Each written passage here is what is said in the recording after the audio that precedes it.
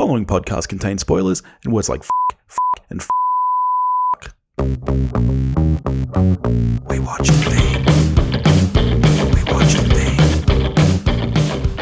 Hello everybody and welcome back to We Watched a Thing. You've got Billy, and this week you've got an extremely special guest. I love this man. He's a great friend and a great patron of the show. It's David Powell. How you doing, mate? I am outstanding, Billy. How are you?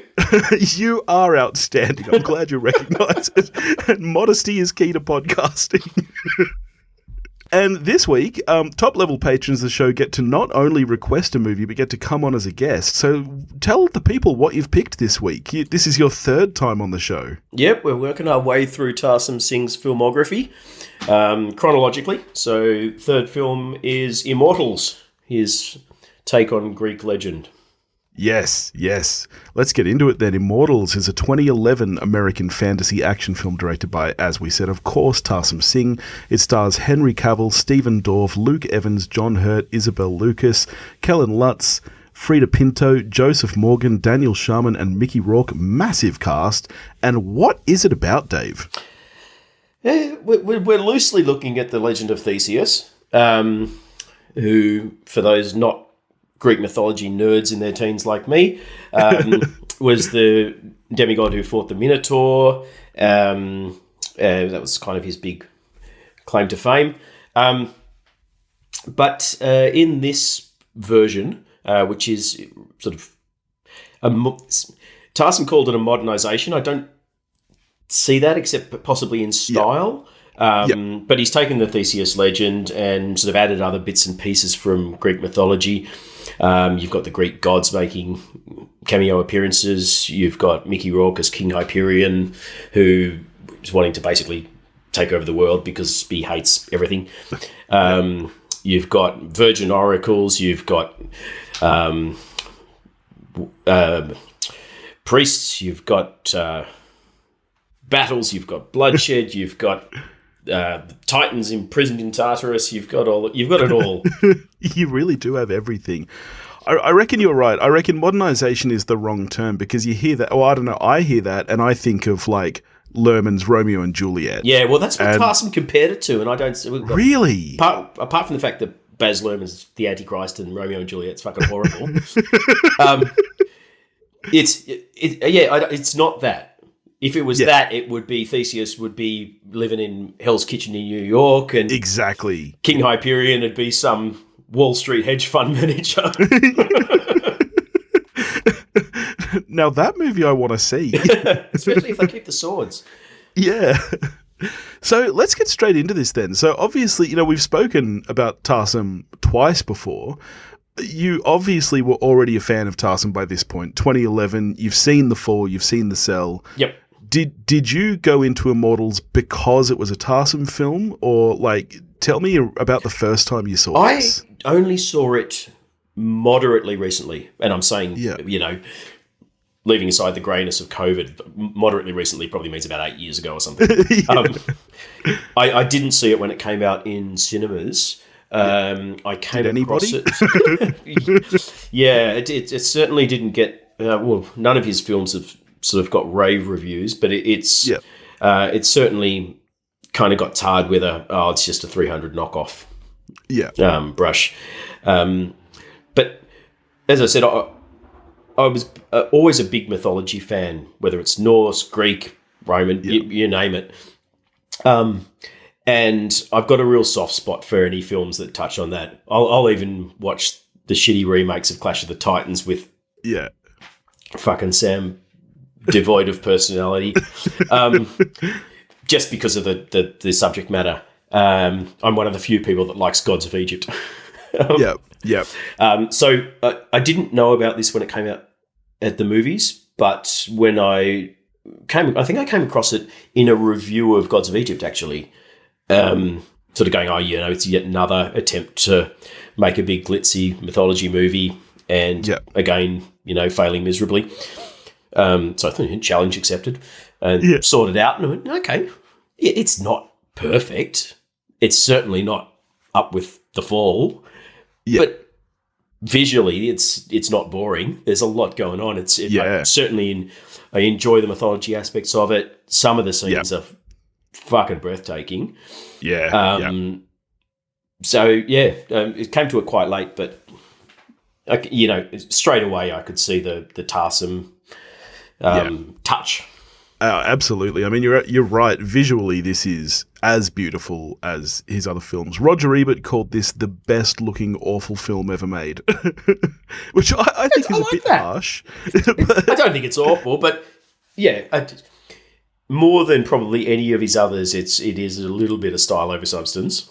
Yeah, and I think part of that comes from, I mean, he's kind of a director for hire almost. He didn't write it. He didn't produce it. He was engaged because he was a visual stylist, and it was a subject matter that lent itself to that. And I mean, to his credit, he took it and ran with it, and he insisted on doing it his way, and it is his film. Yeah. But the shortcomings, I think, a lot of them come down to the script. 100%. And when you sort of... I'm going to butcher their name, but they are Greek. Charlie, and I think it's Vlas, and I want to say Peloponnese. It's something something like that. Yeah, looking at Wikipedia, I reckon that sounds right. And I will put. I know nothing about these boys, but I will put money on based on that name that they are Greek. Yeah. And the other couple of things that I read that they sort of did, they've got an animated. I think a Netflix series maybe that I think is also based on Greek mythology, and it's obviously that their heritage and they've decided they want to make this thing. So not a lot of experience when it comes to writing, and I think that comes through. You've got fairly threadbare characters by the books. I mean, I'm with you though. I think anything of this kind of grandeur and I also love Greek mythology. In fact, any kind of fantasy. I'm the guy who enjoys the early 2000s Dungeons and Dragons film. So, I think I was always going to like this film to an extent. You know what I love about Greek mythology is that there is a god for everything. It's like the saints, how there's a saint for anything you can think of. Like, one of my favorite things was when I found out, obviously, there's Prometheus, who is like, the god of knowledge and stuff. He has a brother, Epimetheus, who is the god of afterthought and excuses. Oh, I love it. I just love that. So let's get straight into this then. Let's start on the cast, because it is a massive, massive cast. You mentioned the screenplay being a bit weak. I feel like most of the performances are as well, especially given the kind of caliber of the actors. Do you feel the same way? Yeah, well, I mean, if we go through them, I mean, you've got Mickey Rourke, who half the time seems to be phoning it in, half the time seems to be just drunk and chewing the scenery. But, I enjoy him in this. Cavill... I don't think was known for anything other than Tudors at this point. Yeah, I was going to say. It's weird flex casting-wise to go, that guy from the period drama, that's who we want to play Theseus and have his shirt off most of the time. Because, Superman came after this. I think he'd started filming Superman when they were in post on this. I mean, he is a gorgeous man, though. He, I think, is great in this. He's such a presence when he's on screen, particularly doing any of the action type stuff. It's you go, I can see that dude as Superman. Yeah. I think you're right. I think, and it surprises me going through Tarsem's filmography now. Obviously, I had never seen any of his films before you and I started doing this, and he is a very, very visual director. But it is one of those things where you look at it and go, that's a weird choice for an action film. I remember it was the same thing when Mark Webb was picked out to do Amazing Spider-Man. And I'm like, really? The 500 Days of Summer guy? Like, that seems like an odd choice. And at least there you can kind of see the connection because, Spider-Man at its core is kind of a teen romance. And I'm assuming the producers, in the case of Webb, were like, we don't want to just have an action guy. We want to really focus in on him and I'm trying to think. Amazing Spider-Man. It wasn't MJ. It was Gwen Stacy, wasn't it, in that one? But yes, Emma Stone. Yeah, like that relationship and the tragedy that comes at the end of it. Yeah, we need someone that can handle that, and an action director possibly couldn't do it justice. Yeah. So, we'll get a guy that can do that, and then we'll just fill his team with stunt people and CG people, and that's right, because so much of action films generally, it's a team exercise, really. Like you said, there's choreographers, there's the cinematographer plays a huge role. Yeah. Whereas I think that's what I find weird about this is that Tarsem is such a visionary director that you feel his DNA across an entire film, and I think what he adds to a film, I don't really quite see the connection between him and this movie. Does that make sense to you? Yeah, and I think, again, it's a weird sort of Frankenstein of a movie in a sense, because the Charlie and Vlas, Greek brothers, I think were the producers as well. I think this is kind of their baby, and they went out, sourced funding, did whatever they did. They obviously saw something. I'm assuming it was probably The Fall. And went, okay, this guy's got a unique vision. We don't want to make another 300. We want this to be its own thing. So we'll get a guy who is going to give it a completely unique look. And I'm assuming that's why they went the way they did. Yeah. And that does make sense. I mean, The Fall, so much of it, again, it's not an action, but so much of it is this kind of epic. It is. It's got a very ancient mythological fantasy feel to it. Yeah, you're right. And so this does tie in nicely to that, I guess. I can definitely see that. Yeah. Who else have we got cast-wise? We've got little Stephen Dorff in there, who's a very odd pick to be a shirtless Greek. Jeffrey Morgan, who I know from being a tragic Vampire Diaries fan. That's right, you are a Vampire Diaries fan. I am a tragic fan of that entire franchise. All 3 series. Love them to bits. Wait, there are 3 series? What are the other ones? Oh, see, this is the blessing of COVID. I binged the fuck out of these. There's, I think, 7 or 8 years of Vampire Diaries. It's like 170 wow, I didn't episodes. realize it was that long. Which I did in about a month and a half. Then you've got a spin-off series called The Originals, which follows the original vampires. And the sort of main character of that is Klaus Michelson, who is Jeffrey Morgan, who plays Lysander in this film. Yeah. And cops a sledgehammer to the ghoulies that made me wince. And then you've got another spin-off that follows the kids called Legacies, which just wrapped its 5th season. And there's 5 seasons of Legacies, so originals. So about 18 years total of TV. Wow. I have to ask you this, because just last week I recorded an episode with Gerald Morris of 2 Peas in a Pod on the top 5 spooky TV series. I'm waiting now, for that. No spoilers, because it hasn't dropped yet. It comes out start of October. But I have to ask you this then. It's going to What's be a Buffy better question. show? It is. What's better, Vampire Diaries or Buffy? Surely you've got to go Buffy, all right? Are you listening? Vampire Diaries isn't that good, is it? Are you listening, Paul Prezula? In terms of, and it is difficult because Buffy obviously is such a monumental milestone in sort of genre TV. Oh my God, you're going to say that you prefer Vampire Diaries? If I had to, I've just started watching, because I watched all 3 Legacies with my eldest daughter, who's 14. Yeah, and we're just starting on Teen Wolf and Buffy now.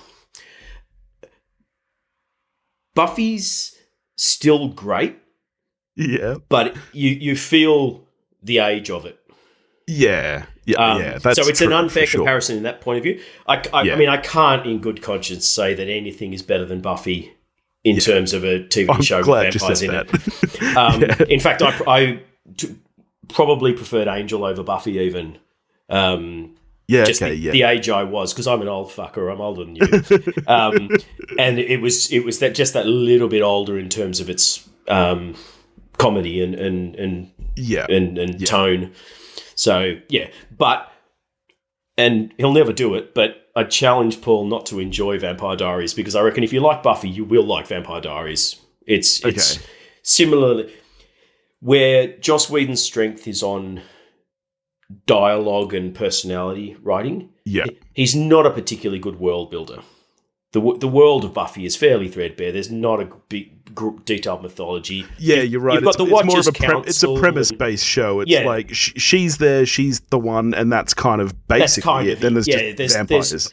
Whereas Vampire Diaries still has some of the sort of pop culture and humor and whatever, but there's a lot more, and it's a different sort of style of show in that sense. The mythology of the world is a lot more fleshed out, which I did enjoy. Yeah. All right. Cool. Yeah. Back to Immortals. Enough of the teen YA crap.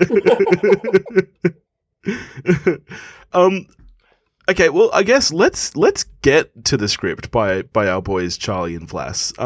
Because I was reading that apparently, and you told me something similar with The Fall, where there basically for a lot of the film was no script. My understanding from reading is that a similar thing happened here, where there at least was no script until Cavill was already on board. And even at that point, it was very loose right through filming, which I find interesting. You would think with a story that's kind of an epic like this, you'd think that would have to be a bit more fleshed out. And honestly, I think you can feel that in the film. Like you mentioned at the start that you think the screenplay is the weakest part. Yep. I have to agree. I'm not going to lie. It could have been the stout, but I found this movie confusing, I've got to say. Yeah, it's and I'm just trying to think. I vaguely recall Tarsem saying something in an interview where he and Cavill were at a festival or something, and he had changed something fairly significant really late in the piece. Yeah. And he was talking about it to the whatever TMZ or whatever interviewer was there, and you could see Cavill next to him just desperately trying to keep you fucking killed me with that look on his face. I got a sense that it was all a little bit fly by the seat of your pants. I get the sense that a lot of his films are like that, to be honest, where he's got and he said with reference to Immortals that he had this image in his head of Caravaggio-style imagery, but Fight Club. Yeah, right. Yeah. Which I think that makes sense. When you see those kind of Sistine Chapel ceiling type shots of all the gods fighting in the sky, it's a Caravaggio painting. But there's blood flying everywhere, there's people being impaled, there's heads being lopped off. It's violent as fuck. So I think he had the tone and just a general visual sense first. Yeah. And then I think his style is then to go, okay, well, how do I put a story in that kind of tapestry? Yeah. Which I think you're right. And suck to be an actor, but and I think that does tend to happen with very visionary people who do maybe see the look first, or I feel like you can feel it in some films where a scene feels out of place and you can go, okay, the screenwriter or the director clearly had that idea and was like, oh yeah, that's going to be great. That's going to look really, really good, and haven't quite thought about how it actually fits into the piece as a whole yet. I love this. I love this visual. It's staying no matter what. I don't care if it fits.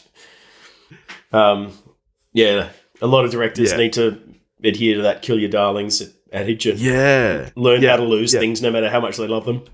Yeah, and I do think that this is, of the three Tarsem films that we've watched now, I still think that The Fall is probably visually more interesting, but this is a very nice looking film.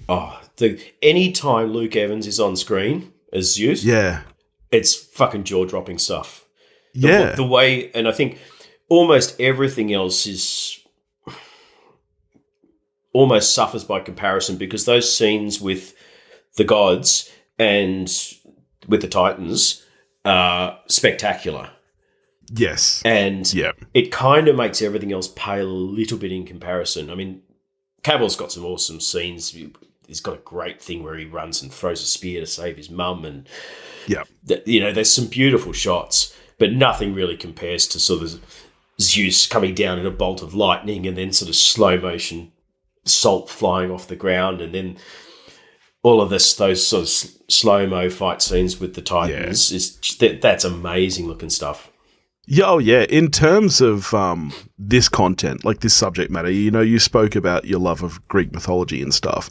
I mean, this is right up there in the pantheon, no pun intended, of like the best looking of these kind of films. Yeah, I think I prefer the visual style of those fight scenes to the stuff in 300. I'm not saying this is a better film than 300.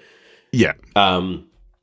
But those sort of vignettes of the gods fighting the Titans or the gods fighting humans, I think for me, are better looking than any of the stuff in 300. I think the thing about a film like 300 is it has a very unique style, obviously, but it's not unique to 300. It's a Frank Miller style. Yes, it's the comic. Yeah, exactly, and so it's not necessarily really capturing what I think a visual style of this mythology kind of looks like. Yeah. Whereas this is an interesting one because Tarsem, we've spoken so much about his visuals, but I think the really interesting thing about it is I don't think you'd be able to pick a Tarsem film out of a lineup, because I think he very uniquely looks at the subject matter and matches the visuals to that. Like The Cell looks very different to The Fall, which looks very different to this. I think this and The Fall, like you said, have some similarities, both being that kind of epic grandeur fantasy. But even then, they're very different looking films. I think the only thing that you would be able to go, that's a Tarsem thing, is not because of him, it's because he's used Aiko Ishioka on the costumes for all of them. Yeah. And I could pick her work. But you're right, he looks at the subject matter and goes, what's a cool visual way to approach this? Yeah. I mean, well, should we get to the costumes then? Because I know what a massive fan you are. You sent me a picture early in the week of a book that just rocked up at your place. Yeah, I'm a big fan of hers. I think costume-wise, she's about the most exciting person who's ever worked in film. Yeah. Across Bram Stoker's Dracula, the Tarsem films, the costumes are just so unique and so incredible. The work she did on the gods in particular, it would be so easy to look goofy. And, I mean, Poseidon does to a little bit, but they still look kind of awesome. Yeah, I think that's elevated just that little bit. And, Ares could have just had some spikes on his hat, but no, they're like 4 foot long. Yeah.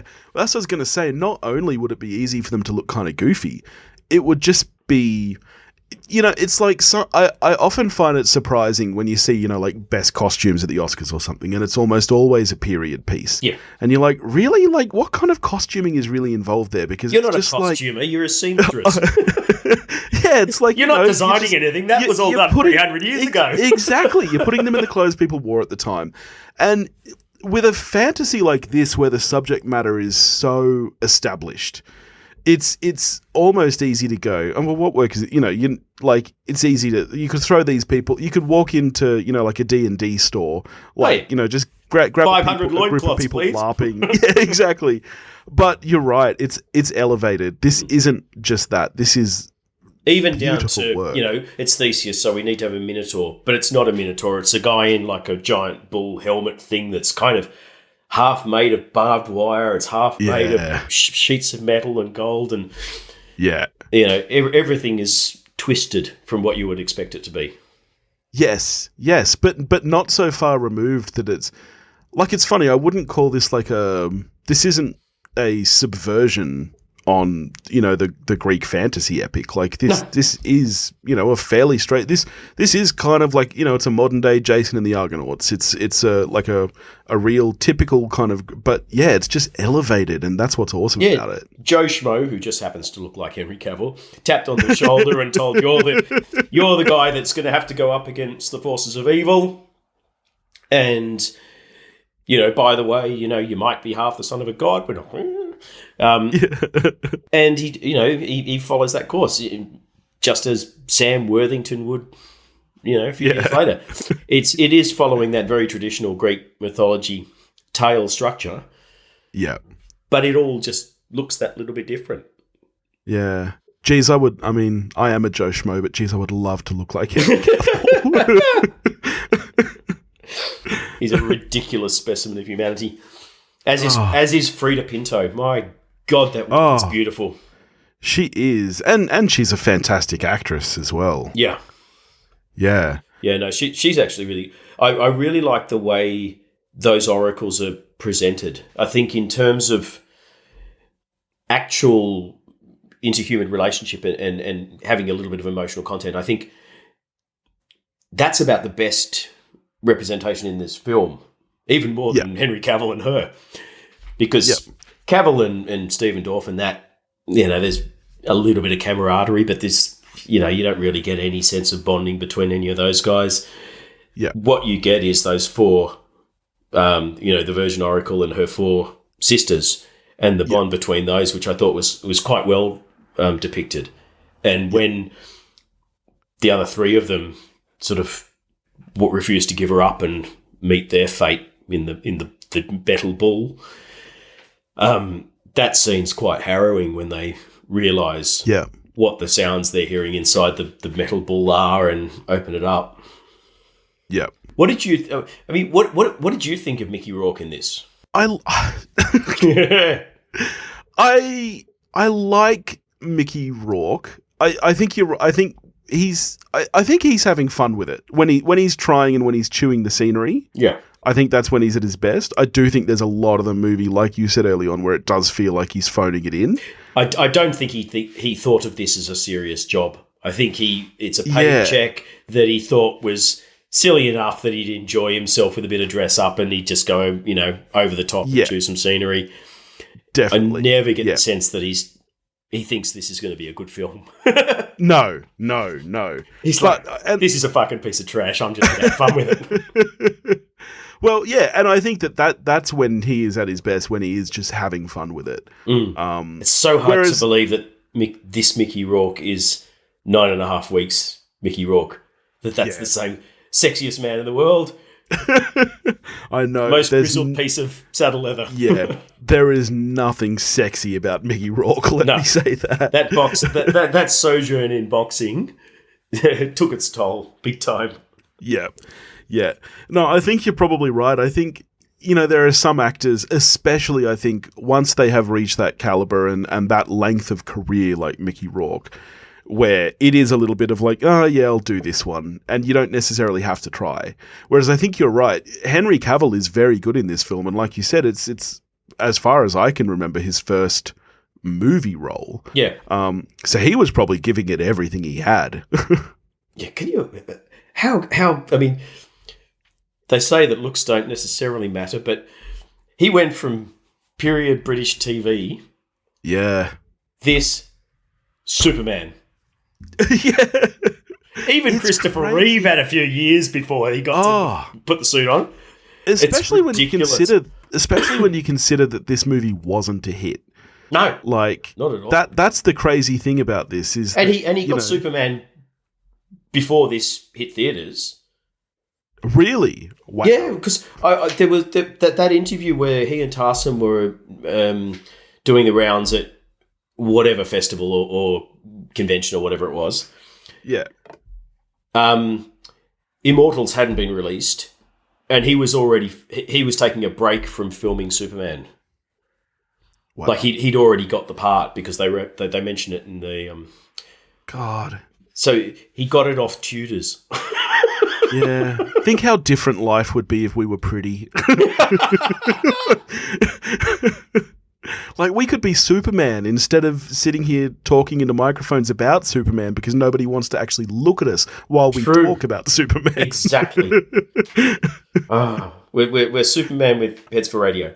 The thing that yes, visually it's all the fight scenes with the gods are all amazing, but I think the thing that really hooked me is it was one of the first times, if not the first time, that I'd seen something depicted on screen that really made me appreciate how strong these supernatural beings were. So if you think to, like, more recently, something like The Boys does it as well, where if the Flash hits someone running at full speed, they'll fucking explode. Yeah, And it before this, if you had Hercules fighting a mortal, they'd win, but it'd be a fist fight. That's not realistic. This guy can, lift tons and tons and tons of weight. He's got godlike strength. When he punches you, your fucking head would come off. Yeah. And the scenes with the gods fighting, suddenly it was like, okay, I get the sense that they're moving faster than the human eye can see because they're gods.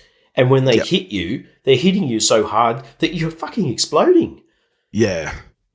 And the sense of Tarsem really managed to convey just how powerful these fucking beings are in those fight scenes. It was, and that's, I think, what I was just like, oh wow.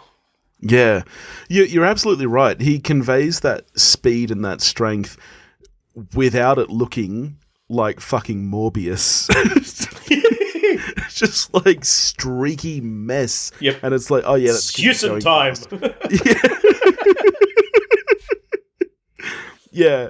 No, yeah, absolutely right. And for me, that takes so much weight off things like visual effects instantly, because half the battle of good visual effects is getting it to look like there's weight to it, getting it to look like there's impact. And you're right. You don't have to work as hard on that kind of stuff when the story kind of gets that across already. Like if these guys punch something, boom. Yeah. When I don't have the eye, obviously, that you do for this, but to me, it came down to being very, very clever with the way they slowed and sped up time with those scenes. So the slowing things and then speeding them up to just the right moment so that you get that sense of impact on things. When Poseidon comes down to breaking Zeus's rules and comes down like and basically causes a tsunami because he hits the water so hard, which looked fucking amazing. Yeah. That really had a sense of impact. Yes. Yeah. It looked incredible. You're right. I think the speed is much more of a ramp within shots where it kind of moves on a curve, like it goes from slow to fast within the same shot, rather than like what you would see in a Zack Snyder film where it's like the speeds are timed shot to shot. Yeah. And I think that creates a much greater sense of impact. It's similar to, I know that he's a notorious flog, but I will always defend Mel Gibson as a director. And I'm a huge fan of Man Without a Face. And what he did, masterpiece. What he did in Braveheart with those action scenes I don't know if you know this, but just he did things like he cut out 1 or 2 frames just before like impact on things, just to give that real kind of quick, like sharp, and it just that's it's a genius maneuver. I love to hear. That's the spark of genius, and whether it's him or the editor or who knows, but someone thought to do it. Yes, and it's not a logical thing to do. I mean, maybe if you're in the biz, it's a kind of, it's the Smith. Smith did it 50 years ago, and it's called the Smith. You take 2 frames out. Yeah. I don't know. But to me, it's not a logical thing to do. That's the mark of a genius filmmaker to think of doing something like that. Oh, when someone gets a move named after them, that's cool stuff. Well, you may as well retire after that. It's funny though. It's like the Zolly shot, which I've now seen referred to so many times as the Spike Lee shot, because he famously uses it at the end of most of his films. And it's like, dude, Hitchcock invented that. Like Hitchcock was doing. Why aren't we calling that the Hitchcock zoom? But no, it's the Spike Lee shot. I mean, good for Spike. I love his movies, but credit where credit's due. If we do that, probably half the things that any director's doing are going to be called the Hitchcock. Well, yeah, that's absolutely true. Yeah. But yeah, when you see the Zeus or Ares or Athena, speaking of acting, the one thing I'll point out, fucking, what's the name, Aussie girl is Athena. Fuck, she's terrible. She's fucking awful. Isabel Lucas. Yes, one of the Home and Away actors. Yes, yeah. She's awful. But when you most things to come out of Home and Away are pretty awful. Well, isn't that where didn't Thor come out of there? Yeah, Hemsworth did all right. Guy Pearce was Neighbours. Guy Pearce was Neighbours, fuck, Julian McMahon was Home and Away. Yes, Home and Away is where the shit ones come from. Neighbours is where the absolutely ones come from. It is. Neighbours is where the legends come from. Yep, like Jason my man, Donovan, Guy take Pearce. a bow. Kylie Minogue, let's get her back in more things. And who do I love from DOA? Oh God, she's fucking beautiful. I cannot forget Margot Robbie. Of course. Yes. So Neighbours is where the good ones come from. And Home and Away is the who's shit. Rogue Traders? What's her name? Bassingthwaighte. Yes. Natalie Bassingthwaighte. That's the one. Yeah. Yeah. Aussie soap operas, people. That's where all the best actors in the world come from. Yeah, no, I was just picturing in my head that one of those fights between I think it's the gods and the Titans, and just that sort of slow-mo striking the body, and then it speeds up. And just the sense of impact that gives. And then when obviously the body explodes into the CG blood, you sort of go, well, of course it did. I saw how hard it hit. Yeah, absolutely. The one thing that I want to say before we move on, let me say I did enjoy this film. I didn't love it. I don't think it's up there with the other two we've watched so far, but I had fun with it. When I was rewatching this, I was like, why did I say chronologically? We should have finished with the fall. We've peaked, and it's all diminishing returns. Well, I mean, it's not diminishing returns. The next Mirrors, I love to bits, but yeah, I was like, why the fuck didn't I say we did the fall last? But yeah, so I did enjoy this film, but watching it's one of those movies for me, and this happens every now and then, where I watch a movie and at the end I go, who was that movie for? You know, like there's a lot of movies that you can watch and you can picture the demographic. And this is one of those weird ones where I'm like, I kind of don't understand how this got made. Because, like, in a lot of ways, it's, like we said, it's a fairly standard action film to an extent. But then you throw in Tarsem's visuals, which kind of really elevate it. And it just feels like this weird mishmash for me where I'm like, I kind of don't know who the target audience for this is. Is that just me? No, well, I mean, I think it got made because 300 was a success. Yeah, okay. I think, but 300 has a very targeted kind of adult demographic, I think, and I guess this does as well to an extent. Like there's quite a bit of gore in it, but I don't think it's going for that same adult demographic. So yeah. No, I think it was very much. These guys wanted to tell a Greek mythology story because they're Greek. 300 had just come out. It was a massive success. They approached the producers, said, we want to produce this. Can you help us out? Let's make a thing. Yep. And that was it. I'm trying to think off the top of my head, when was the first of those Sam Worthington Titans ones? I feel like, oh, man. Yeah, you're probably right. 2010. So the year before this. Yeah. Is that right? Yeah. So, well, there you go. Yeah, Greek mythology was flavour du jour after 300, and, they saw an opportunity to jump on the bandwagon. Yeah. And then... I mean, and this is better received than Clash of the Titans was, so... Well, Henry Cavill's head and shoulders above Sam Worthington. Well, Wikipedia is telling me that Clash of the Titans was 27% on Rotten Tomatoes with an average score of 4.3. Ouch. Ooh. I mean, at least this is like a 6 on IMDb or something. It's not dire. It's just not particularly strong. Yeah. Well, I guess that brings us over. How are you scoring Immortals on a scale of 10? If Vampire Diaries is a 10, how does this stack up to Vampire Diaries? Look, I can't in good conscience go above maybe a 6. Yeah. I mean, it's better than a pass mark, purely for those battle scenes with the gods, which I think are spectacular. But it's not his best work. Let's be honest. It's style over substance all the way. Yeah.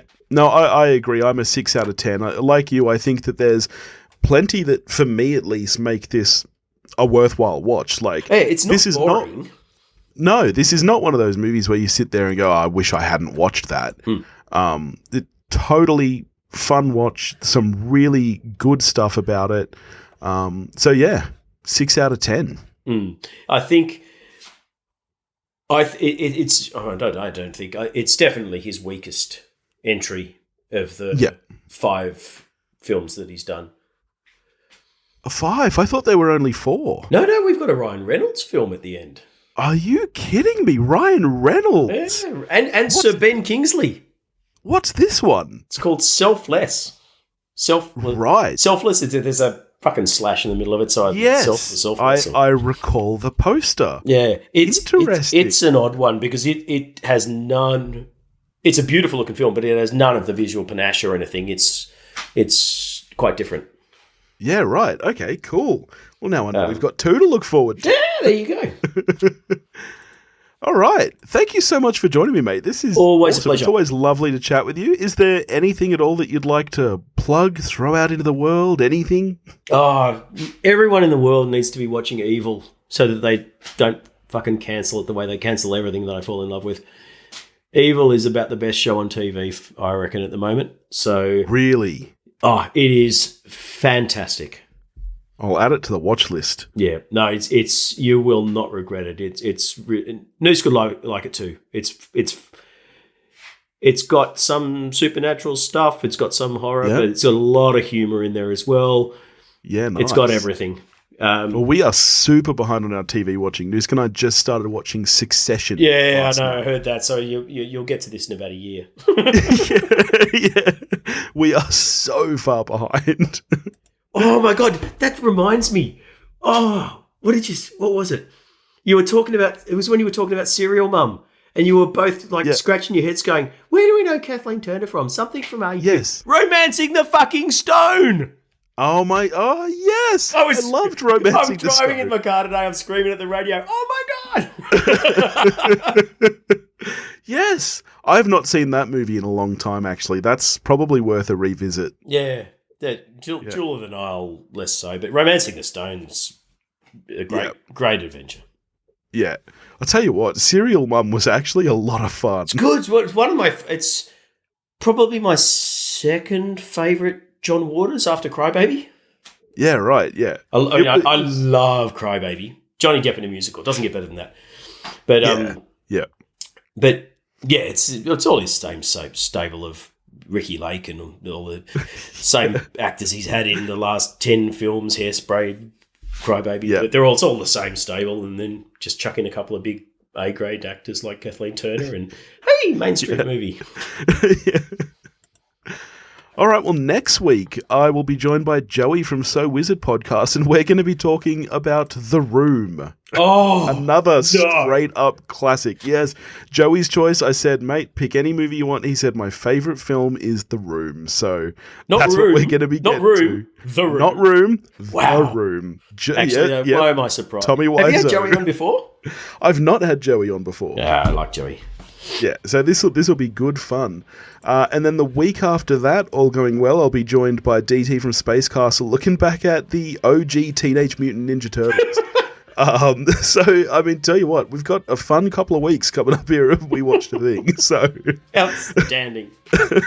All right. In the meantime, if you want to get in touch with me, you can do that at wewatchedathing.com or wewatchedathing@gmail.com. You can find me on I've done this like 300 times. If you want to, you can do that at wewatchedathing.com or wewatchedathing@gmail.com. You can find me on Facebook, Instagram, and Twitter, all under the handle at wewatchedathing. If you want to help support the show, like David does, you can do that at patreon.com/wewatchedathing, and I'll catch you next week. Go watch Evil.